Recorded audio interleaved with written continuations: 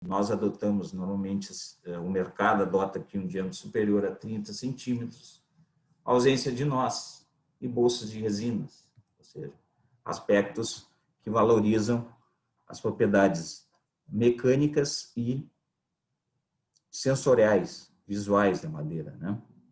Se eu quero madeira para carvão, eu preciso de um baixo teor de celulose, alto teor de lignino, alta densidade. Se eu quero madeira para celulose, o contrário. Eu quero um alto teor de celulose, um baixo teor de lignino, uma baixa densidade.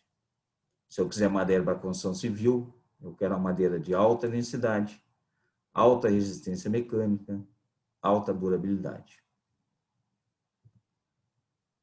Quando a gente olha a seção transversal de um tronco, nós temos várias camadas de tecido, né? Temos a casca, que é composta por duas camadas, a casca externa e interna, né? Sendo que a casca externa é composta por células mortas, cuja principal função é impedir que os tecidos vivos sequem. A gente sabe que as fibras da madeira elas são formadas em um ambiente aquoso. A camada mais interna da casca, ela desempenha um papel importante no transporte e armazenamento dos fotoassimilados.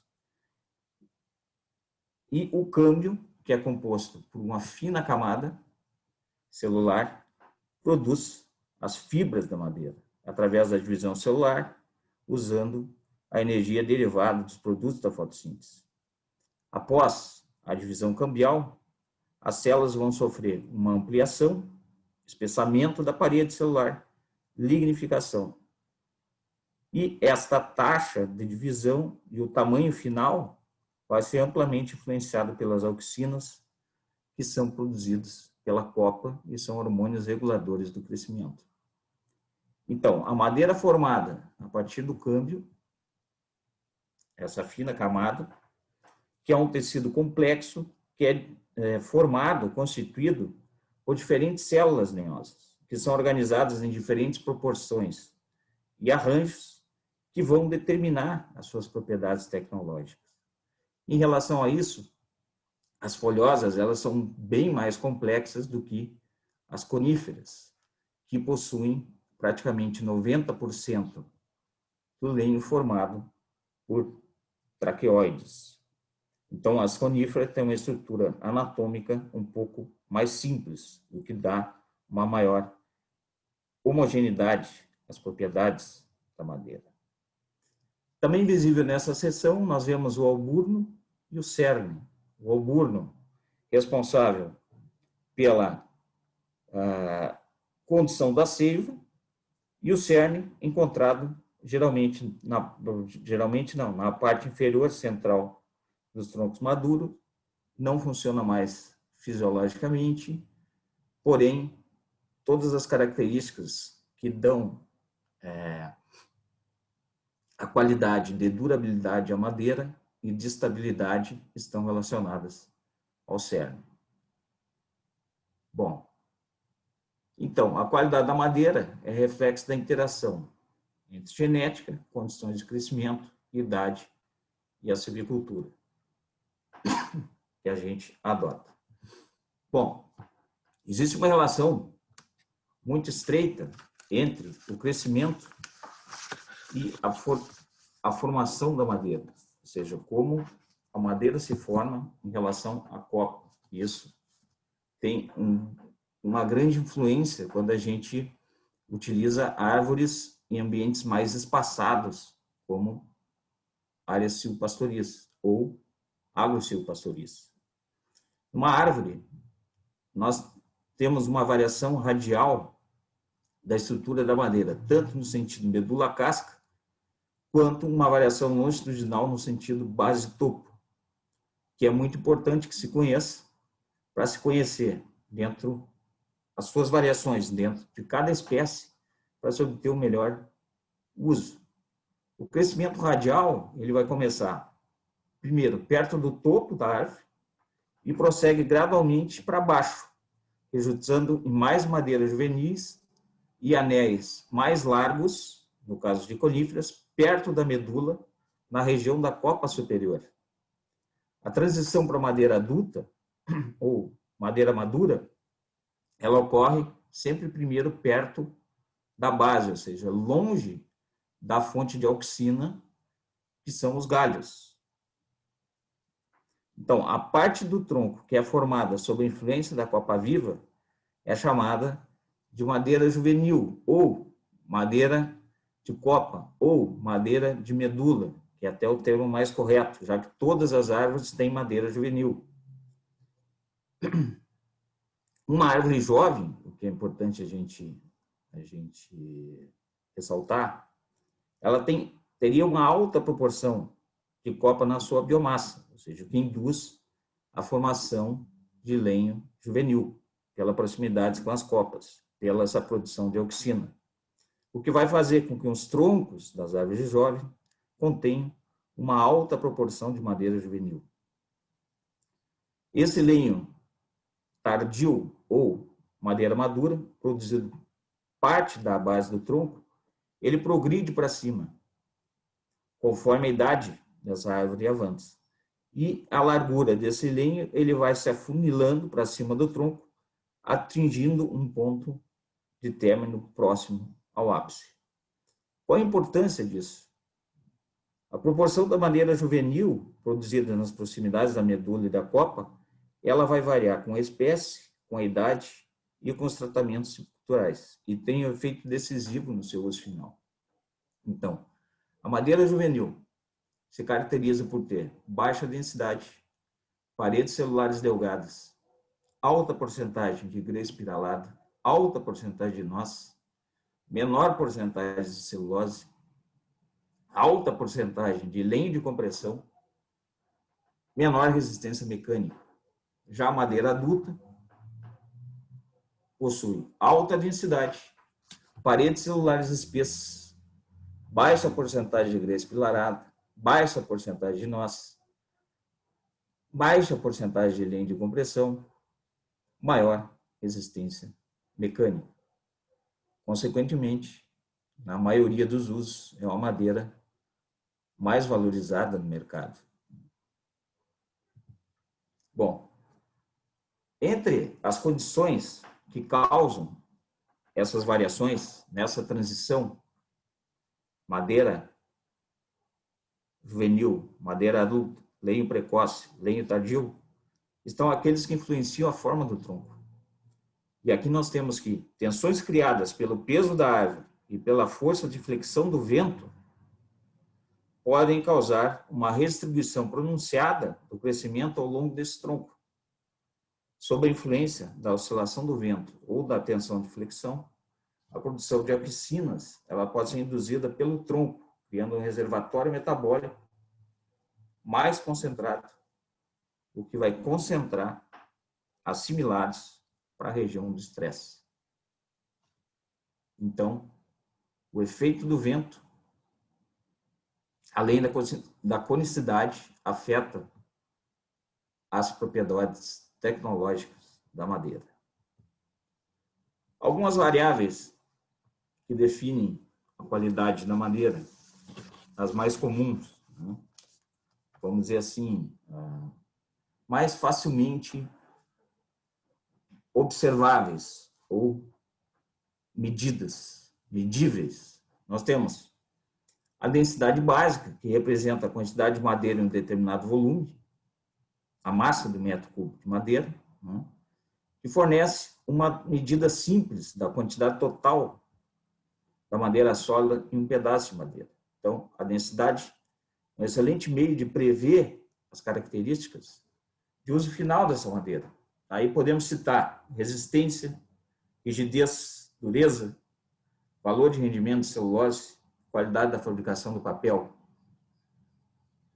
É uma característica que tem uma alta herdabilidade, ou seja, permite que os melhoristas criem populações reprodutoras superiores em termos dessas propriedades. E varia entre espécies, dentro de uma mesma espécie, no sentido longitudinal e radial com a idade. Nessa figura, a gente vê o perfil densométrico da madeira, de eucaliptos grandes, na direção medula-casca. Então, a gente vê um nítido aumento da densidade no sentido medula-casca, associado à presença da madeira adulta. Tensões de crescimento. As tensões de crescimento, ela vai se referir à tensão causada pelo rápido crescimento de algumas espécies, que vai se manifestar através do rachamento, quando a madeira é cortada e essa tensão liberada. Os fatores associados às tensões de crescimento são a taxa de crescimento. Nós temos fatores genéticos, a idade, temos a dimensão das toras, ou seja, essas tensões se manifestam nas toras menores, se manifestam com maior intensidade, e é um defeito causado pela inclinação do fuste. O que isso ocasiona? Rachadura de toco de tora, rachadura de tábuas serradas e empenamentos. Ou seja, tem uma influência direta sobre a qualidade da madeira roliça e serrada produzida.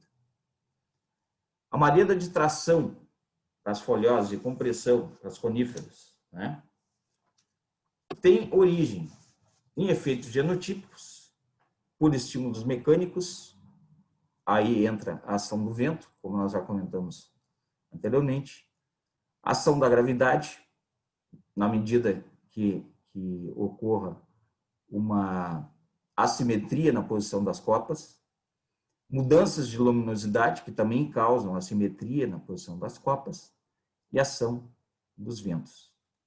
A presença desse meio de reação está associada a alto conteúdo de celulose, baixo conteúdo de lignino, dificulta o desdobro primário e o acabamento da madeira, está associada à presença de empenamentos e rachaduras, a contração heterogênea e defeitos de secagem, e a presença do lenho de tração está associada a maior teor de lignino, menor teor de celulose, aumento da massa específica, redução na qualidade do papel, defeitos do desdobro e da secagem. A excentricidade da medula é um outro problema muito observado, perfeitamente distinguível em madeiras produzidas em sistemas silvopastoris, principalmente aqueles com alta retangularidade do plantio, ou seja, nós temos geralmente uma distância muito maior na entrelinha do que na linha. Então, isso gera uma grande assimetria de copa e diferenças na atividade cambial. E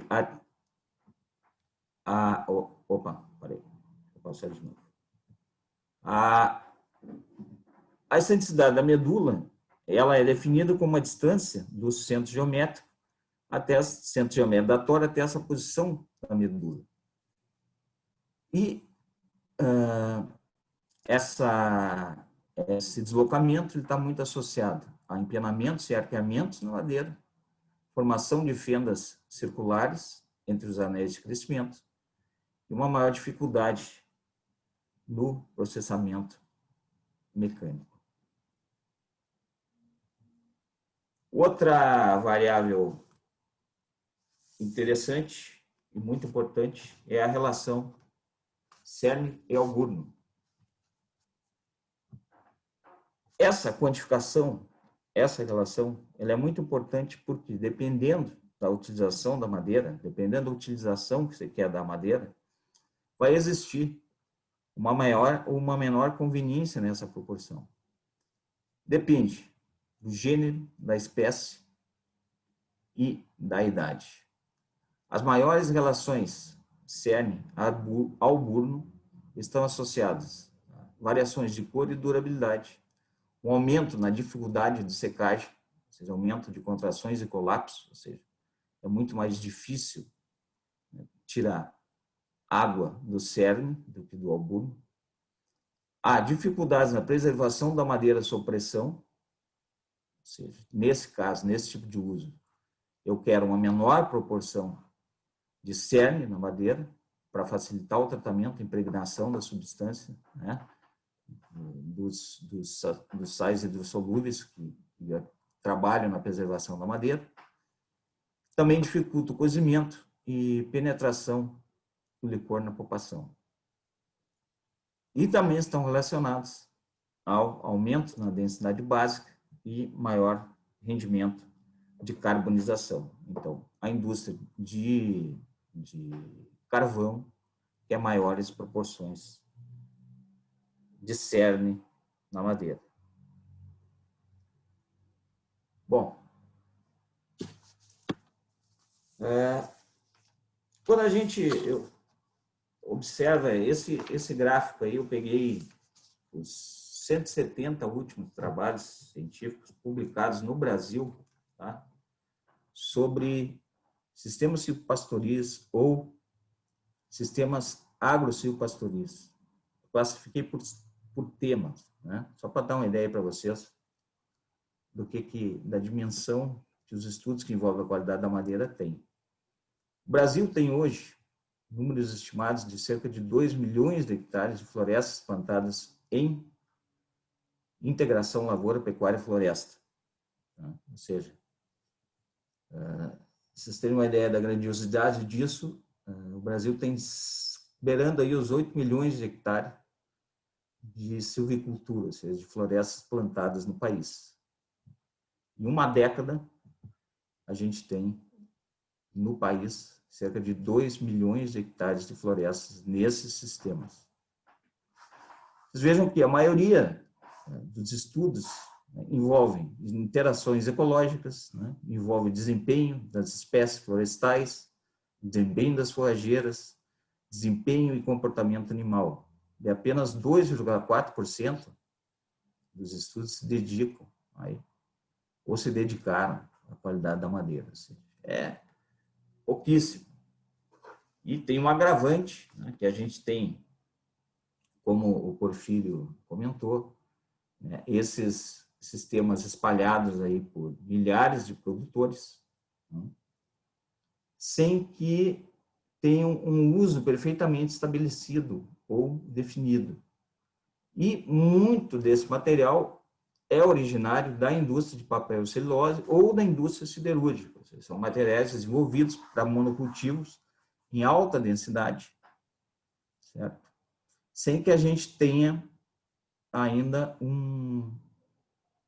uma base científica que nos permita ter uma estimativa mínima de que qualidade da madeira esse material todo vai chegar no mercado. Principalmente que se aposta num uso para madeira sólida, que gera maior valor agregado e pelo próprio tamanho e dimensão das áreas e arranjo espacial que acaba afastando essas indústrias aí de papel celulose e siderúrgica, salvo algumas exceções. Tá? Um exemplo, aqui, região de Bagé, eucaliptus dune, produzidos aí em sistema silvopastoril, plantio 8x2, adquirido por uma empresa de tratamento de madeira, o desbaste, né, o primeiro desbaste atingido, adquirido por essa empresa, para fazer tratamento de madeira e aconteceu o que vocês estão vendo aí. A madeira ficou inutilizável, virou lenha. Tá? Então, esse é realmente um problema real que vai começar a aparecer na medida em que essa madeira for sendo aí jogada no mercado. Bom, quais são as características, né, que tem esse sistema silvopastorizo de integração e quais são as implicações que podem ter para a qualidade da madeira? Uma das primeiras características, né, que se percebe é a adoção de baixa densidade arbórea por unidade de área. Por quê? Porque normalmente se quer minimizar as interações negativas do componente arbóreo com o componente forrageiro ou agrícola, se for o caso. Então, nós temos uma menor densidade arbórea, normalmente utilizando-se de faixas, né, com alta retangularidade, ou seja, uma grande distância entre as linhas, e muitas vezes se reduz o espaçamento na linha até para compensar um pouco as restrições de produtividade, causando fortes assimetrias na copa e tudo que isso representa depois para a qualidade da madeira. Temos uma predominância de plantios em pequena escala, salvo raras exceções, o que significa uma grande variabilidade em termos socioeconômicos dos produtores, em termos de área, em termos de negócio, ou seja, em termos de planos de negócio, ou seja, para onde essa madeira vai, onde estão os consumidores. Normalmente, fugindo das grandes empresas, esse mercado, das menores empresas, as empresas locais, é muito desorganizado. Tá? Então, a gente tem um problema muito grande na questão de colocação dessa madeira, desses produtores.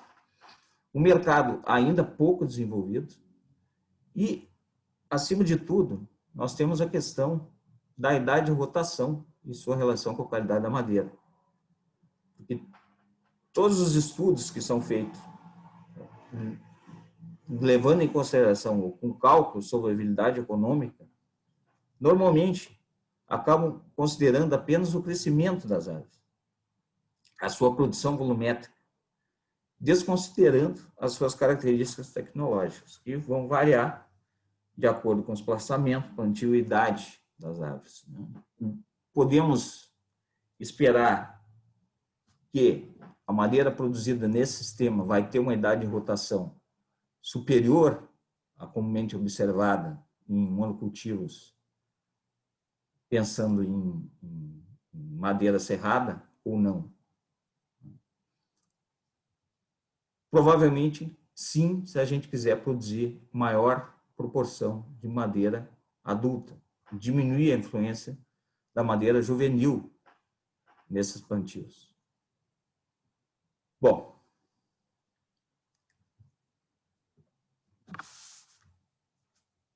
as árvores que crescem sob menor condição em ambientes mais abertos estão sujeitas a maior exposição solar.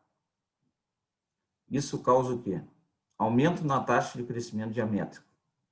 Em altura, varia muito com o arranjo e existem existem vários resultados variáveis, principalmente em eucalipto, ou seja, o efeito do espaçamento sobre o crescimento em altura, ele é ainda muito controverso, a melhor palavra, controverso. Nós temos um maior volume individual, o menor volume por unidade de área, como já foi falado aqui, uma maior proporção de copa, ou seja, nós temos copa mais longa, né, com ramos mais grossos, vigorosos e persistentes, que se não forem desramados, demoram a morrer e soltar.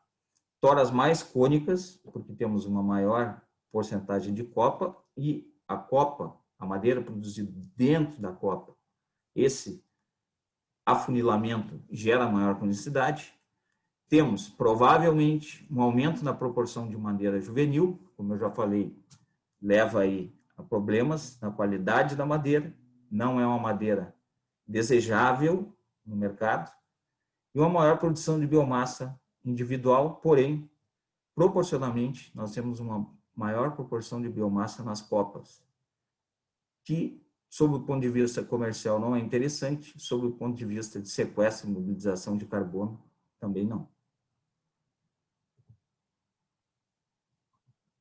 Nos sistemas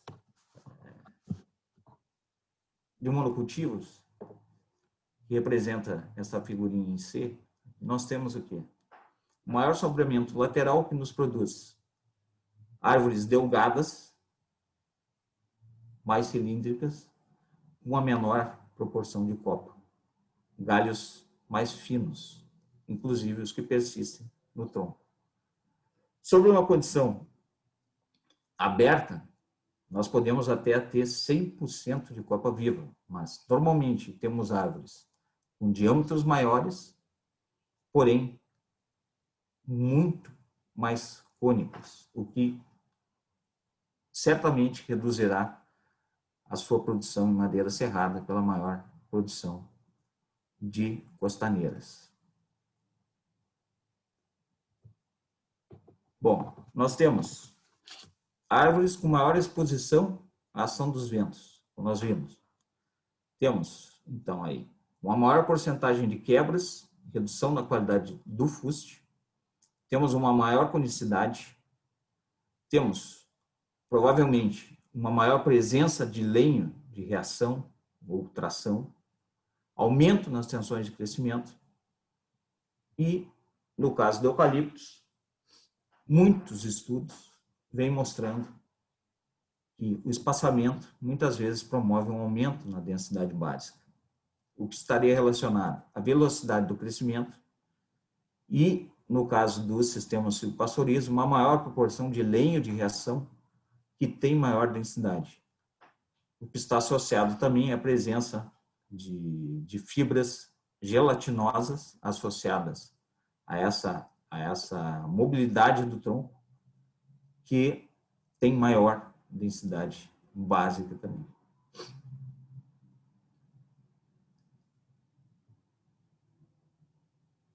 Maior exposição aos choques e danos por animais. Nós temos, então, danos à casca e quebra de galhos, o que leva a uma profunda depreciação da qualidade da madeira. Aqui, essa figura mostra um sistema silvopastoril com gado de leite, em que nós tivemos um alto percentual de árvores danificadas pelas vacas de leite. Os efeitos, então, ainda não são perfeitamente entendíveis, né? Mas vão desde problemas ou deficiências nutricionais, a problemas de hábitos, né, dos animais, ou mesmo a presença de parasitas, né? São as hipóteses levantadas pelos pesquisadores aí que utilizaram de estudarem essa temática. Então, nós podemos ter uma depreciação da qualidade da madeira, principalmente nessas lesões graves aí que alcançam o câmbio, e sabemos, por alguns resultados de pesquisa, que os herbívoros são seletivos na escolha das espécies arbóreas que comem.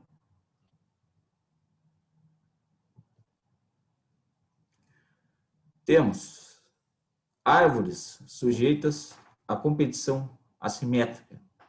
Isso leva à assimetria de copas, desbalanceamento de copa e deslocamento da medula e os efeitos negativos sobre a qualidade da madeira que isso leva.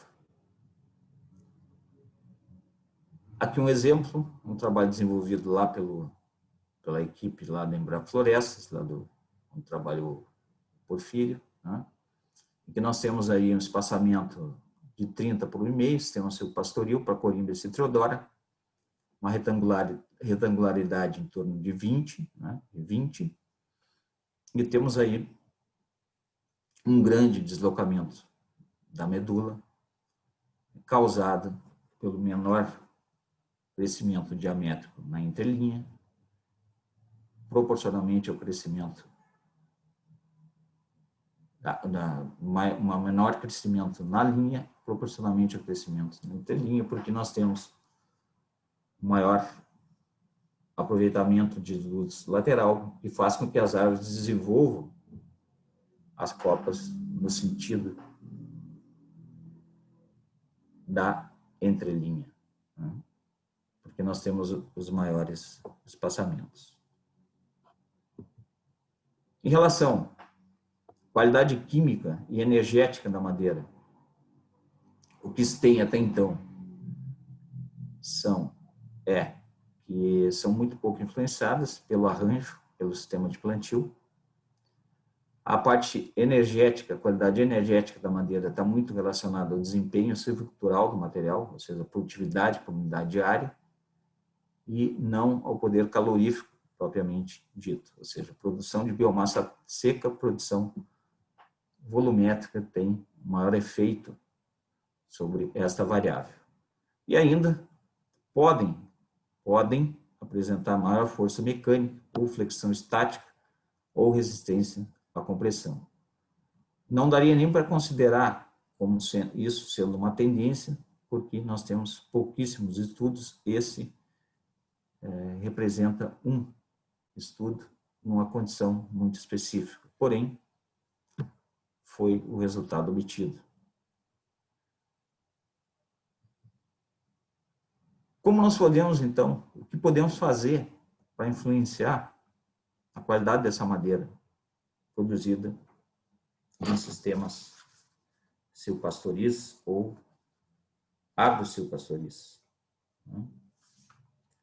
Bom, sabemos que os fatores que influenciam a qualidade da madeira, eles estão relacionados às condições edafoclimáticas, ao sítio, à genética, aos tratamentos silviculturais, ou seja, o espaçamento que nós adotamos, os arranjos, o desbaste, fertilização e as desramas têm influência sobre a qualidade da madeira, e os métodos de colheita e processamento, ou seja, as técnicas de corte que utilizamos, manuseio das toras, técnicas de desdobro, que nós não vamos abordar aqui, mas que uma linha de pesquisa muito interessante nessa questão silvopastoril.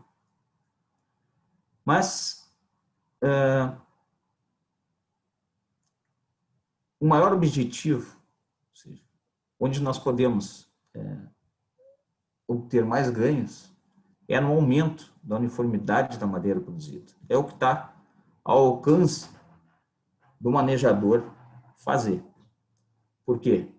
Praticamente todas as empresas que utilizam madeira enfrentam o problema da falta de uniformidade.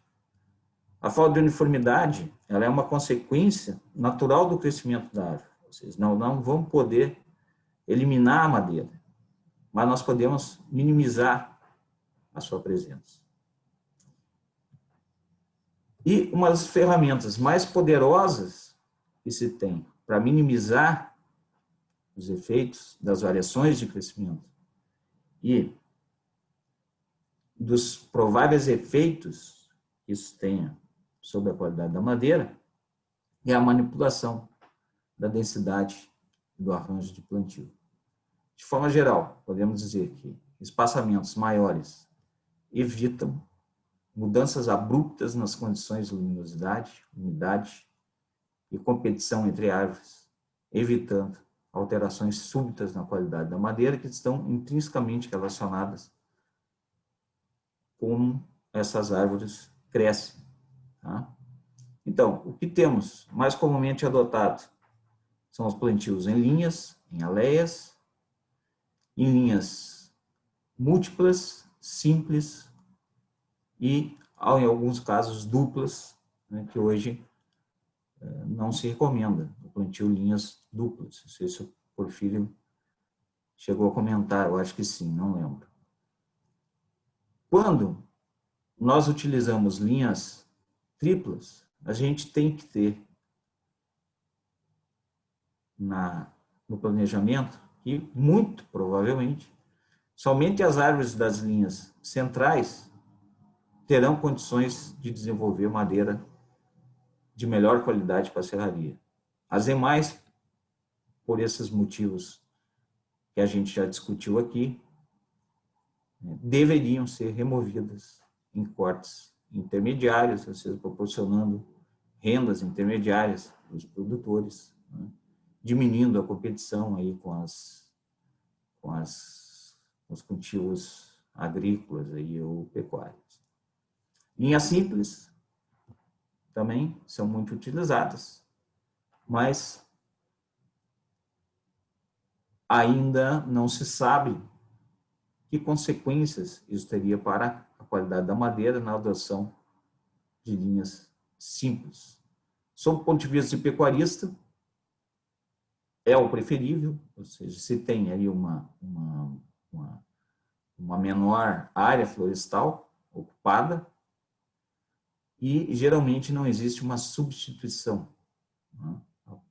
A pastagem chega até o pé da árvore, né? Normalmente a área ocupada pela árvore é somente o seu espaço de área basal. Mas ainda não se sabe ao certo quais seriam ou quais são os efeitos desse tipo de arranjo sobre a qualidade da madeira.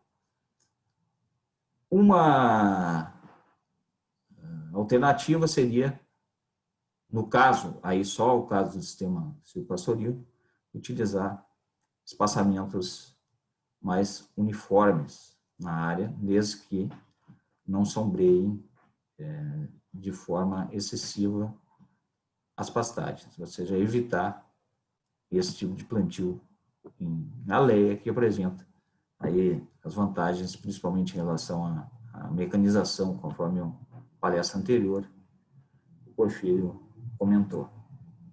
Mas buscar arranjos em que as árvores sejam melhores distribuídas no espaço, certamente terá um efeito positivo em relação à qualidade da madeira produzida. O desbaste. O desbaste realmente, normalmente realizado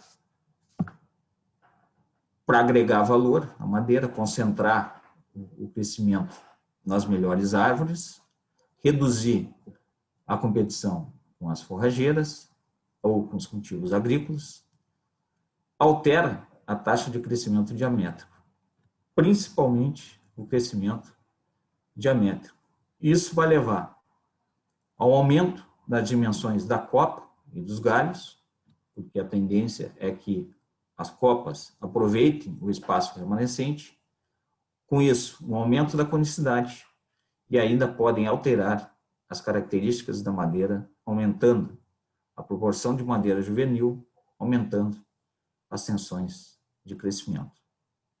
Em termos de qualidade da madeira, desbastes pouco intensos ou mais frequentes são os mais indicados, tá? Raleios, tá? Normalmente, quando se pensa apenas em maximizar a produção volumétrica ou biológica, se obtém sistemas de manejo que levam à não uniformidade do crescimento ou à não uniformidade dos anéis de crescimento.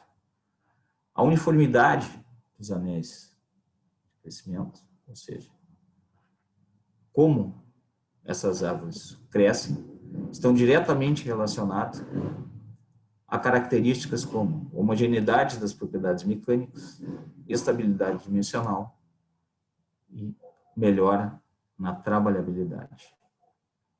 Então, evitar transições abruptas é a chave para se obter maior uniformidade. No caso das desramas, a desrama, a gente sabe, diminui a nodosidade, diminui bolsas de resina, podridões de cerne, consequentemente, aumentam a qualidade da madeira. Diminuem a proporção de copa, por isso acabam diminuindo a conicidade, porque o crescimento proporcionalmente ele acaba sendo maior nas porções imediatamente abaixo da copa, ou seja, estão relacionadas às auxinas, aos hormônios de crescimento produzidos na copa, que são proporcionalmente maiores do que na base, mais longe da copa. Então, isso acaba trazendo um efeito benéfico de diminuir a conicidade. Diminui também a proporção de madeira juvenil, a gente viu que está associada à copa. Sabemos que a desrama de galhos vivos tem pouco ou nenhum efeito nas tensões de crescimento e ainda reduz os danos ocasionados pelos animais, como a quebra de galhos, troncos e danos ao câmbio. A palatabilidade de uma planta também pode mudar em função das práticas silviculturais, como fertilização e poda. As variações nessas condições de luz, nutrientes, ou mesmo as condições atmosféricas, elas podem alterar a composição das plantas e a suscetibilidade ao consumo ao seu consumo por herbívoros, né? Bom, a questão da fertilização, que também é pouquíssimo estudado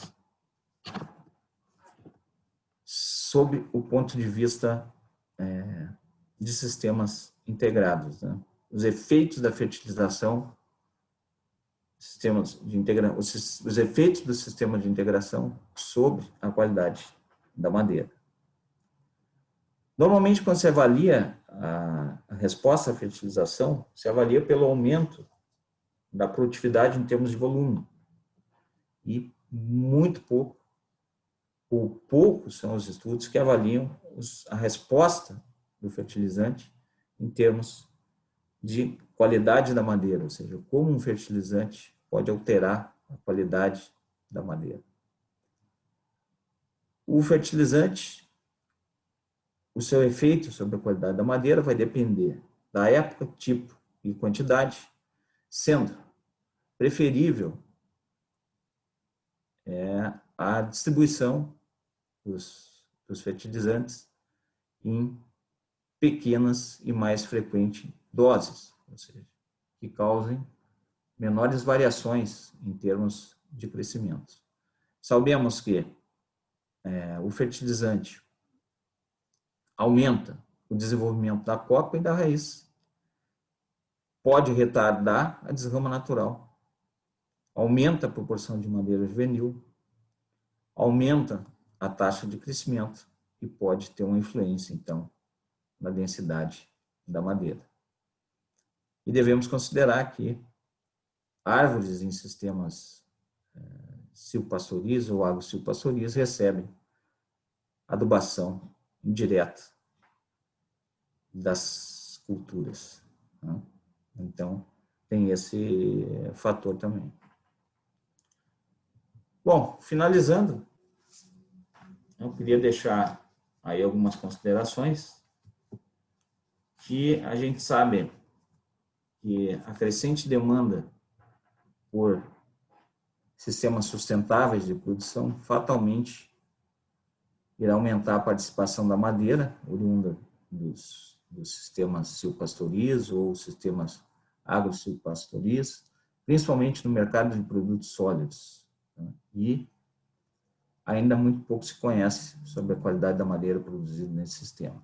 Podemos prever, né, com base nos estudos, no que já foi desenvolvido para a madeira, normalmente em outros sistemas, mas os efeitos eles podem ser muito variados em função da espécie, das condições de crescimento, ou mesmo do manejo.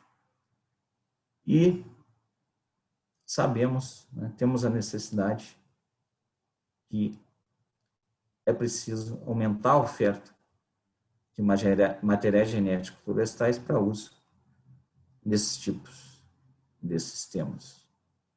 Ok? Então é isso. Agradeço. Espero que tenha dado conta do recado aí, gente.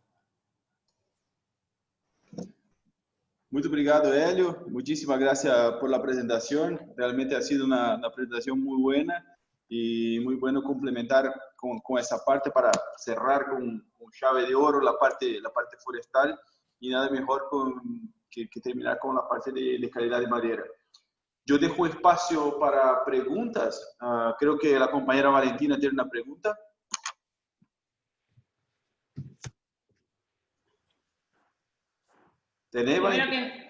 Primero que nada, saludarte, Helio. Grandes recuerdos de cuando fuimos de visita allá por Valle. Esperemos que pase todo esto para recibirte acá en Cerro Largo. Y me llamó la atención, Helio, cuando mostraste las... ¿Me entendés bien, Helio? Si no hacemos la traducción con Jean. Sim, sim, estou entendendo perfeitamente. Bien, me llamó la atención cuando mostraste los daños provocados por los animales. Y ¿esos daños a qué edad? Esa foto que mostraste, ¿qué edad tenían los árboles? Em torno de 5 anos. 5 años. ¿Y porcentaje de pérdida? Porque mencionaste que era muy alto. Acredito que entre 30% e 40%, Valentino. Naquele estado ali que você viu, com uma altos danos, né? Danos muito extensos, atingindo camadas profundas, né? do lenho. Com certeza, naquele caso ali, o uso nobre que porventura se destinava a dar, a madeira se perdeu, né? Com certeza. Não tem jeito de fazer. 30 y 40% es bastante. Sí. Mas o número de árvores com algum dano, né, com certeza, uns 90%. Né? Mas aquela gravidade ali, uns 30% ou 40%, que é muito alto. Bien, y después la otra pregunta, a ver si alguien más tiene alguna pregunta, antes que yo pregunte.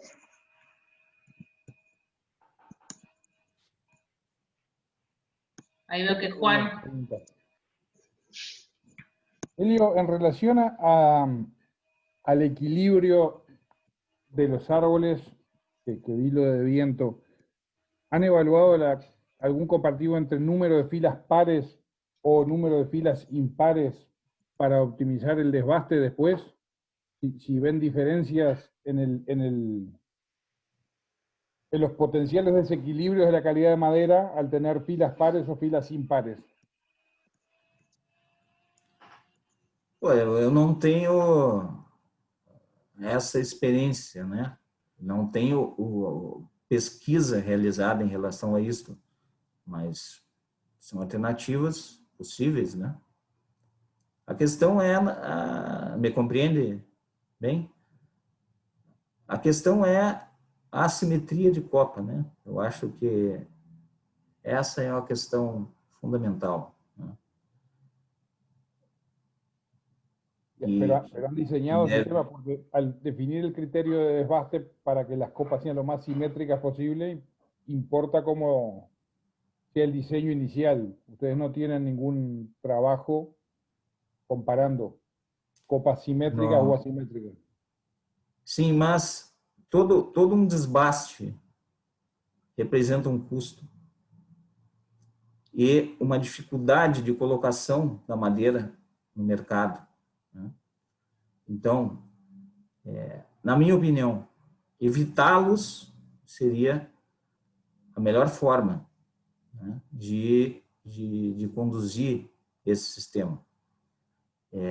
Para isso, precisa de um material genético seguro, né, que seja possível utilizar espaçamentos mais largos, evitando, se possível, né, para a realização desses cortes intermediários que, normalmente, para pequenos e médios produtores, representam mais um problema do que uma solução. Infelizmente, é a realidade, né, da nossa região aqui, que a gente tem verificado, é que os desbastes normalmente geram mais problemas do que soluções para os pecuaristas, né, porque envolvem uma dedicação a eles em áreas que eles não dominam, em mercados que eles normalmente não dominam. Nós temos uma grande geração de resíduos em cima da pastagem, né? Logicamente que existem técnicas e maneiras de minimizar isso, né? Existe a necessidade de controle de rebrotas também. Então, sobre a minha experiência, perspectiva prática, né? Sendo possível adotar sistemas que eliminem a necessidade de se fazer raleios muito iniciais, seria mais desejável sob o ponto de vista de adoção da tecnologia por parte dos pecuaristas, né? do produtor que tem um perfil ligado à pecuária tradicional, extensiva. O desbaste normalmente gera problema. Obrigado. Al fin encontré algún socio.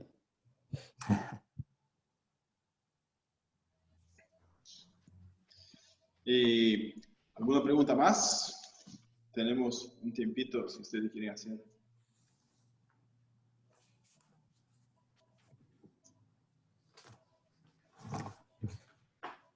Eu acho que essa questão da qualidade da madeira é algo muito importante, principalmente nesses sistemas, né?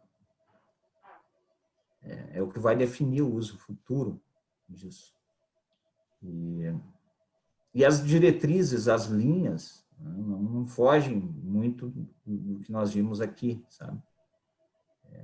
Eu acho que a gente tem que ter essas diretrizes de manejo na cabeça, né?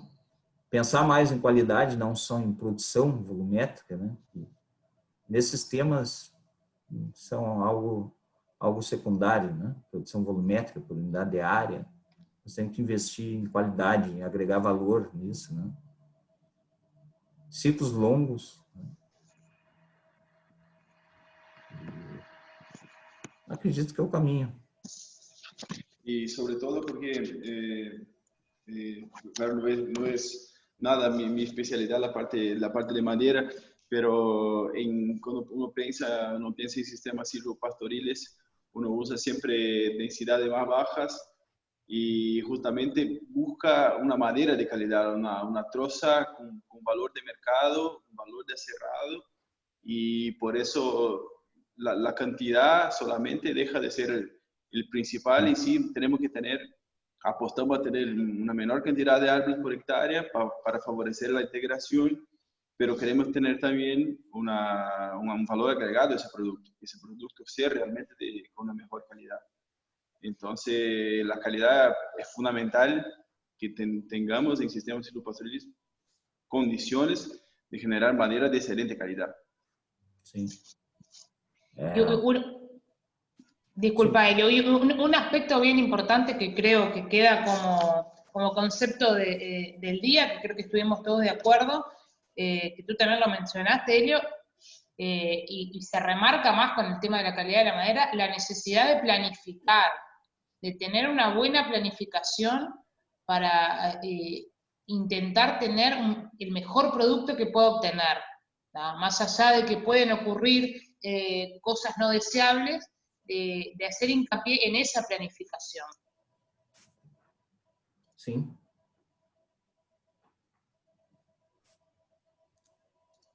Não sei se eu compreendi. Como foi, Valentina? ¿Podría repetir, Valentina? Sí, si no repetirlo vos, ya capaz más en portugués. Lo que digo, Elio, que creo que quedó como idea del día de hoy, de las exposiciones de hoy, la necesidad y lo importante que es planificar el sistema silvopastoril desde el comienzo, ¿no? Lo vimos en todas las operaciones y más aún con el tema que mencionaste vos de calidad de madera. De repente hay eventos como esa foto del viento que uno no puede manejar, pero lo que uno, el que decide, el que planifica, lo más que pueda contemplar cualquier evento, creo que es muy importante. Sim.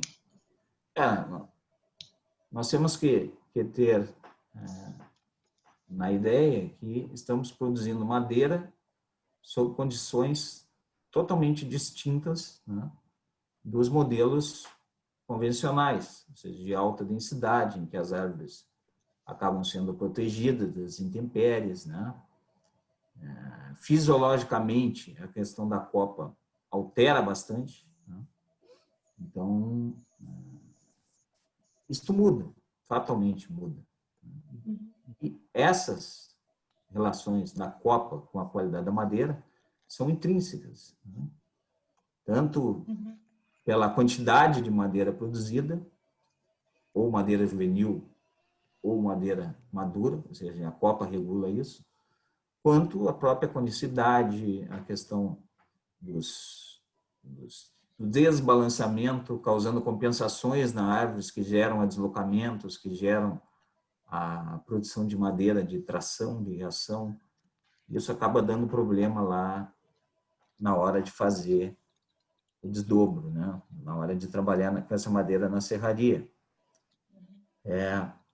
Eu vejo aqui na região, não sei como é aí no Uruguai, mas eu vejo que fora do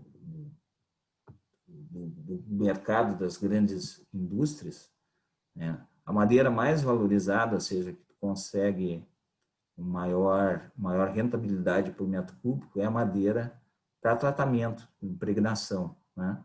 Madeira de principalmente postes e moirões, palanques, né? Essa madeira é comercializada por peça, não metro cúbico. E o valor disso de mercado é altíssimo. Então, acho que um caminho para os nossos produtores é investir bastante nesse segmento aí, que remunera melhor do que a própria madeira serrada. Normalmente, o mercado não tem a tradição de pagar por qualidade. Normalmente, o empresário embolsa o valor da qualidade, né, oferido por vender uma madeira de primeira, mas isso não tem retorno para o produtor, ou seja, não existe essa tradição no mercado de pagar por qualidade, ainda. Mas, futuramente, provavelmente, isso vai mudar.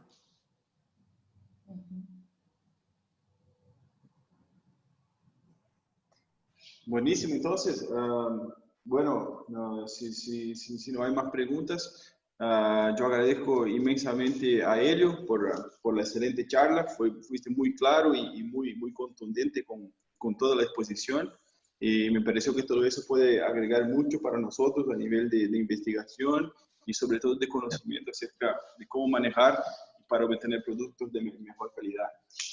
Y bueno, y Helio, y como dije, el link sirve para todos los días. Si querés mañana o los demás días estar conectado, quédate a disposición y es un placer para nosotros tener tu presencia para sumar y para la discusión y todo. Sim, estamos à disposição, agradeço a oportunidade, contem com a gente e estamos à disposição aí para interagir, né? Acho que a gente pode interagir muito nessa questão do pastoril. Muito obrigado, agradeço o convite. Gracias, Helio. Gracias. Y gente, como avisos generales, antes que ustedes se vayan, durante la tarde yo les compartí los artículos que corresponden a los seminarios. Y si a alguien no le llegó correo, no tiene grupo de seminario, no tiene artículo, por favor avísame, mandame un correo que nosotros estaremos providenciando por si olvidamos de alguna cosa. Y los materiales de las clases, yo estoy subiendo todo a la plataforma EVA, así que ustedes pueden mirar los artículos, las clases, que están todos ahí. Y recordar que mañana, Jean, a las 8 de la mañana estamos comenzando. Sí, perfecto. A las 8 de la mañana con la presentación de Carolina Munca sobre la parte de microclima y interacciones que ocurren con la parte microclimática en sistemas silvopastoriles. Buenísimo, entonces. Valentina. No, nada más despedirnos. Muchas gracias por la jornada de hoy. Nos volvemos a encontrar mañana. Y estamos a las órdenes para lo que precisen. Buenísimo, buen descanso a todos. Gracias, hasta mañana. Hasta mañana. Gracias. Hasta mañana, gracias.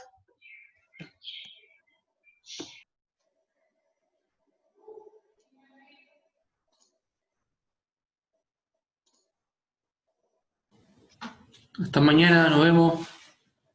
Nos vemos.